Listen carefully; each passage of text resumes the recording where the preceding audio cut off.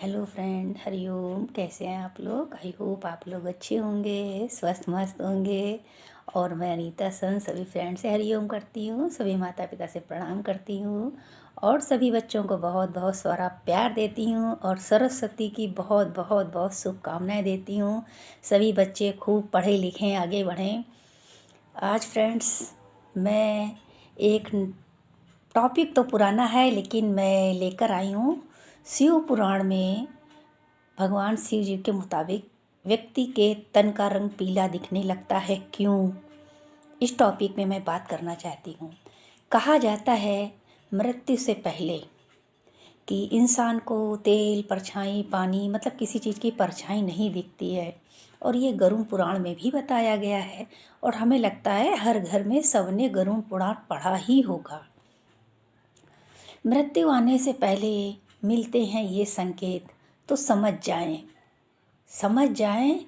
अगर ये लक्षण दिखते हैं तो आप लोग समझ जाएं कि रोगी का अंतिम समय बहुत बहुत बहुत करीब है। क्या लक्षण है? का शरीर का रंग पीला दिखाई देने लगे, अक्सर बीमार रहने लगे और या सफ़ेद दिखने लगे, तो समझिए कि मौत नज़दीक है। और बहुत दिनों से बीमार है और वो ठीक नहीं हो रहा है, तो आप समझिए कि उसकी मौत नज़दीक है। समय से पहले जान लें कि रोगी अपनी बात कह नहीं पाता और आपके पास टाइम नहीं होता कि टाइम निकाल कर रोगी से बात करें, उसे समझने की कोशिश करें। कभी कभी रोगी कुछ कहना चाहता है तो हम लोग झिड़क देते हैं, क्योंकि हम लोग उसकी बीमारी से तंग आ चुके होते हैं। लेकिन बीमारी अपने हाथ में नहीं है ना, वो तो परमात्मा की देन है। और परमात्मा भी क्यों देता है? परमात्मा हमारे कर्मों के हिसाब से हमारी बीमारी देता है और अंत समय में हमको ये याद आता है कि हमने कौन से अच्छे कर्म किए, कौन से बुरे कर्म किए, कौन सा खाता मेरा बंद हो गया, अब कौन सा खाता मेरा चालू होने वाला है। इसलिए रोगी तो खुद परेशान है, वो खुद एक एक दिन गिन रहा है, लेकिन आप उसको देखकर परेशान ना हो। आप समझिए कि क्या हो रहा है और क्या होने वाला है और बड़े प्रेम से पूछें कि उसके मन में क्या चल रहा है। क्योंकि मौत आने से 24 घंटे पहले आदमी को यमराज दिखाई देने लगते हैं। उसे यमराज हर जगह दिखाई देने लगते हैं, उसे बुरे बुरे सपने भी आने लगते हैं और वो नींद में बड़बड़ाने भी लगता है और कभी कभी गुस्सा भी करता है और बड़बड़ाते बड़बड़ाते नींद से उठ बैठ जाता है और रोने लगता है, चिल्लाने लगता है। इतना इतना उसको भय हो जाता है अंदर से। रोगी मरने से पहले 51 संकेत दिखने लगते हैं, वो भी कोई समझ नहीं पाता है। कोई 51 बताता है, कोई 101 बताता है, कोई कुछ नहीं बताता है। लेकिन जो भी बताया गया है शिव पुराण में, गरुड़ पुराण में, लेकिन मैं तो ज़्यादातर शिव पुराण ही पढ़ती हूँ, तो उनको ये सारे संकेत दिखने लगते हैं। संकेत मिलने का मतलब नहीं समझ पाता है इंसान, लेकिन घर वालों को ज़रूर पता रहता है। क्यों? वो उनकी दवा इलाज करा करा के खुद समझ जाते हैं कि डॉक्टर अब उनसे क्या कह रहा है। अब उसका रंग पीला पड़ रहा है, अब नीला पड़ रहा है, अब दांत काले पड़ रहे हैं, चकत्ते पड़ रहे हैं। मतलब बीमारी की बहुत सारी निशानियां आपको खुद दिखने लगती हैं। आप खुद समझ जाते हैं कि अब होने वाला क्या है। रोगी के मन से काम करें, उसकी आखिरी इच्छा ज़रूर पूरी करें। कभी कभी ना डॉक्टर बहुत सारा परहेज बताता है और समय भी निकट होता है, तो हमारी समझ से उसको उसकी इच्छा पूरी करनी चाहिए। चाहे खाना खाने की हो या पीने की हो या पहनने ओढ़ने की हो या दान पुण्य करने की हो, इच्छा पूरी करें। उसके साथ कोई चापलूसी ना करें। अगर वो दान पुण्य करना चाहे तो परिवार वाले उसका दान पुण्य जरूर करवाएं। अगर वो परिवार में किसी भी अपने से मिलना चाहे तो उसको ना रोक टोक करें। अगर आपकी रंजिश है तो आप रखें, लेकिन उसको मिलने दें, क्योंकि वो इतने दिन बिता चुका है, वो उसका परिवार है, वह उसका खून से संबंध है, तो आखिरी समय में बहुत याद आता है। तो रोक टोक ना लगाएं। रोगी के साथ आप रोगी ना बने। भले बीमारी हो उसे घनघोर, लेकिन आप रोगी ना बने। रोगी तो रोगग्रस्त में है ही, लेकिन वो चिल्लाता तो आप भी चिल्लाते हो, आप भी लड़ाई झगड़ा करते हो, आप भी सामान फेंका फाकी करते हो। मैंने बहुत जगह देखा लोग सामान तक फेंकने लगते हैं। तो रोगी के साथ आप रोगी ना बने, आप साइको ना बने उसके साथ। उसका समय आएगा तो वो खुद ही चला जाएगा। आप क्यों ऐसा करते हैं? और कुछ लोग धन पाने के लिए सेवा बड़ी खुशी से करते हैं, कुछ भी करेंगे उसके लिए। वो अच्छी बात है, उसने मरने से पहले इतना इंतजाम कर लिया कि उसकी सेवा अच्छी से की जा रही है। कुछ लोग तो ये भी नहीं कर पाते कि लोग उनकी सेवा करें। भले बीमारी उसको घनघोर हो, फिर भी खिलाएं पिलाएं। अगर आखिरी स्टेज है तो कभी भी मरीज को किसी चीज़ के लिए मना ना करें। अगर कभी कभी परिवार के मरे हुए लोग मरीज को दिखाई पड़ने लगते हैं और वो आपसे बताता है तो आप उसको ध्यानपूर्वक सुने। कभी कभी उसे बिल्ली का रोना भी सुनाई पड़ता है, कभी कभी कुत्ते का भी रोना सुनाई पड़ता है, और कभी कभी सच में बिल्ली कुत्ते रोने भी लगते हैं। और कभी कभी आपने देखा मरीज के ऊपर कौवा हुआ भी मंडराने लगता है, कौवा भी मंडराने लगता है। तो आप रोगी को बड़े प्रेम से डील करें, क्योंकि जो किया है इस संसार में कर्म तो वो हमें भुगतना ही पड़ेगा। खाली हाथ आए थे धरा पर और खाली हाथ जाना भी पड़ेगा। लेकिन फिर भी मनुष्य चतुराई का पुतला है, समझ ही नहीं पाता है कि ऐसे सोचता है मैं सब ले जाऊंगा, मैं सब ले जाऊंगा। अरे कोई नहीं ले जा पाया, अरे आप भी क्या ले जाओगे? कुछ नहीं ले जाओगे।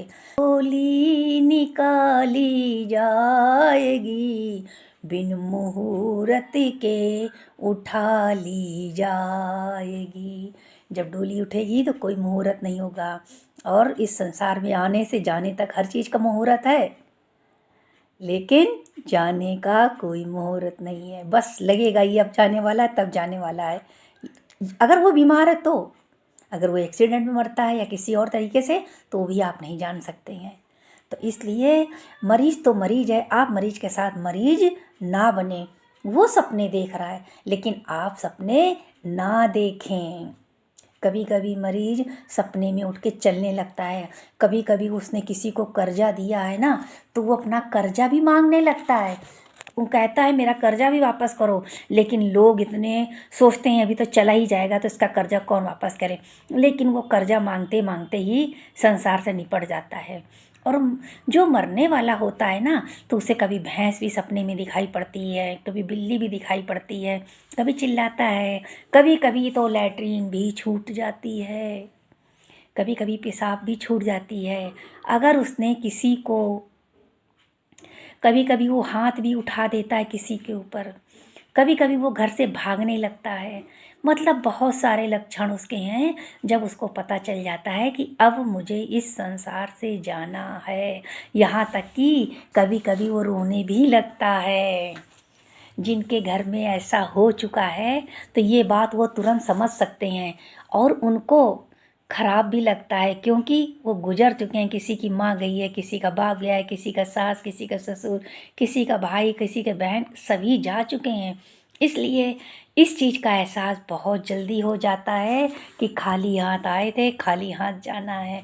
फिर भी इतना कष्ट मिलता है, कष्ट मिलता है इसलिए हम बहुत बुरे कर्म करते हैं ना, और वो भोग नहीं पाते हैं। तो उसको भोगने के लिए भगवान फिर संसार में जन्म देता है, फिर उसको हम भोगते हैं। फिर जब हमारे कर्म पूरे हो जाते हैं, फिर हमको इस संसार से छोड़कर जाना पड़ता है। और लास्ट में दिखने लगता है कि हमने कौन से कर्म किए थे, हमने किसको परेशान किया था, कौन सी खुशी के कारण हमने किसको कितना दुख दिया है। कभी कभी ना लोग ना ऐसे बिहेव करते हैं जिंदा इंसान से, ऐसे करते हैं कि बेचारा जिंदा इंसान खुद सोचता है मैं आत्महत्या कर लूँ क्या, लेकिन वो इतना दुख देता है। आखिरी में लाश होगा, महल चौबारे यहीं रहेंगे, लेकिन हमको चलना होगा, एक दिन यहाँ से चलना होगा। ये कहते हैं अच्छे कर्म करने चाहिए, हमारे अच्छे कर्मों का फल हमारे बच्चों को मिलता है। ऐसे कर्म ना करें अपने बुरे, इतने बुरे कर्म ना करें कि उसका फल हमारे बच्चों को भोगने को मिले। हम अच्छे कर्म करें कि हमारे बच्चे अच्छा अच्छा फल भोगें और जन्मों जन्मों तक याद करें मेरे माँ बाप ऐसे थे, और दुनिया भी याद करे। लेकिन क्या करते हैं ना, हम तो खुद ये पंच तत्व का शरीर है ना, पंचायत ज़्यादा करता है। हम खुद भी पंचायत करते हैं, बच्चों को भी फ्री छोड़ देते हैं, और जो हम करते हैं बच्चे वही करते हैं। तो संगति का भी ध्यान दें कि हम कहाँ बैठते हैं, कहाँ उठते हैं। इतना ज़्यादा बिजी ना हो जाओ कि बुढ़ापे में बच्चे आपका ध्यान ही ना रखें, और बाद में कमरे के एक कोने में चारपाई पड़े हो और आप पेशाब कर रहे हो, आपको यमराज दिख रहे हो, लेकिन आपके आसपास कोई ना हो। इसलिए जैसा बोओगे वैसा ही काटोगे। जैसे बीज बोएंगे वैसे ही फल निकलेंगे।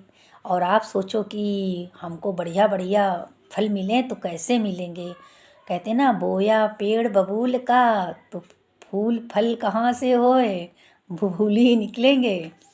बुढ़ापा भी अच्छा गुजरेगा अगर आज आपने जवानी में अपनी इच्छाओं को मारा, अपने बच्चों का पालन अच्छे से किया, तो आपका बुढ़ापा भी अच्छा निकलेगा, क्योंकि वो अपने माँ बाप को देखते हैं, फिर वो वैसे ही आगे करते हैं। हाँ, कभी कभी हम लोग बहुत अच्छे कर्म करते हैं और हमको बुढ़ापे में बुरा देखना पड़ता है। माना बेटा तो बहुत अच्छा है, बहू बड़ी खराब आ गई, ना खाना दे रही, ना पीने दे रही है, ना कुछ कर रही है, परेशान भी करती है, ये भी कहती जाओ अनाथ आश्रम भी छोड़ा, बहुत सारी बातें। उस समय बेटे का भी मुँह सिल जाता है कि वो अपनी पत्नी को मना नहीं करता है, बिल्कुल एक मोहरा की तरह नाचता रहता है। कभी कभी हमारे अच्छे कर्मों का फल बहुत बुरा मिलता है, लेकिन वो भी मेरे उसके अगले जन्म का फल है जो हम भोग नहीं पाए, अब भोग रहे हैं। ये बेटा बहू पति बच्चे ये हमारे कर्मों के फल हैं, और हमें भोगना ही पड़ेगा, ये भोगना ही पड़ेगा। इसीलिए भगवान ने पति बच्चा सब दिया हुआ है, सब दी इसीलिए भोगना। और जब हम इससे भी बच जाते हैं ना, तो कभी कभी ना सब कुछ अच्छा होता है तो पति ही दूसरी औरत कर लेता है, पति ही दूसरी औरत कर लेता है। जीते जी औरत को बीमार बना देगा, परेशान कर देगा, इतना दुख देगा, इतना दुख देगा कि औरत को भी लगने लगता है इतने दिन सहते सहते शायद अब हम जाने वाले हैं। कहते हैं ना, ये दुख किसी से बताया भी नहीं जाता कि हमारा आदमी ने ऐसा कर लिया है, और इसलिए ये पूरे घर को परेशान करता है, और खुद परेशान है हम लोगों को भी करता है। तो कैसे कोई बताए, पता नहीं कौन से कर्मों का फल हमको इस जन्म में मिलता है, भुगतना पड़ता है, पति बच्चों के रूप में भुगतना पड़ता है। रिश्तेदारों के मुंह से जब ये शब्द निकलते हैं तो और भी दुख होता है, लेकिन जिसकी अकल में पत्थर पड़ गए उसको कौन समझाएगा, उसको तो उसके कर्म समझाएंगे लास्ट स्टेज में। कहते ना, जिस जैसी करनी वैसी भरनी, जैसा करोगे वैसा ही फल मिलेगा। कोई तुम्हारे मुंह के कीड़े और तुम्हारे चूतड़ों के कीड़े नहीं हटा पाएगा, वो कीड़े तुम खुद उठाओगे अपने, कोई इतना कर ही नहीं पाएगा, क्योंकि बुढ़ापा तो सबका आएगा। इसलिए स्वर्ग जैसे घर को नरक मत बनाइए, और अच्छे अच्छे काम करिए, तभी बुढ़ापे में सेवा होगी।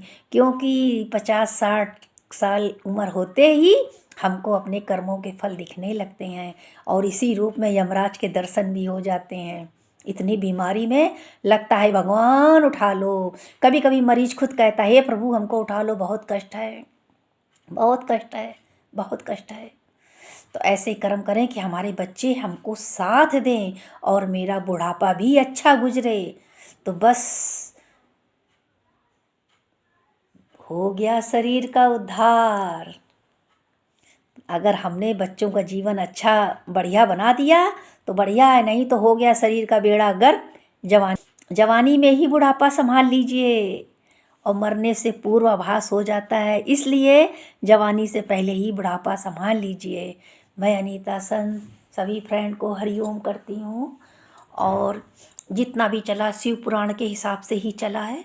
और प्लीज़ जिसके साथ ऐसा हो रहा है वो रोगी को परेशान ना करें, उसका ज़्यादा से ज़्यादा ध्यान रखें, इससे भी हमको हमारे कर्म कटते हैं, रोगी का ध्यान रखने से भी हमारे कर्म कटते हैं। और मैं अनीता सन सभी फ्रेंड को हरिओम करती हूँ, हरिओम।